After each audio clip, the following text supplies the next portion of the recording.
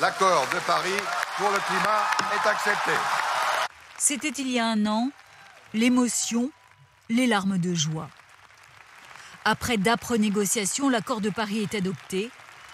195 nations s'engagent à tout faire pour maintenir le réchauffement climatique en deçà des 2 degrés. C'est une grande victoire pour l'humanité parce que le monde a su se rassembler aujourd'hui pour faire une promesse aux générations futures. Passer de ces belles promesses aux actes, rentrer dans le vif du sujet, c'est tout l'objectif de la COP22. 20 000 représentants des différents pays se retrouvent à Marrakech et ils vont devoir se pencher sur les plans nationaux élaborés pour réduire les émissions de gaz à effet de serre. Avec des questions très concrètes, comment mesurer les efforts, comment créer un thermomètre commun? Autre point, trouver les 100 milliards de dollars par an promis par les pays riches pour aider les plus pauvres à s'adapter au changement climatique.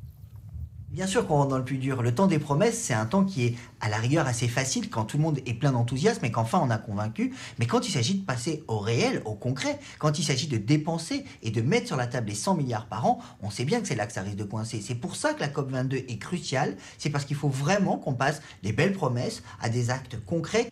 La COP22 sera donc révélatrice de la volonté réelle des États. Et il y a urgence, 2016 risque d'être l'année la plus chaude jamais enregistrée.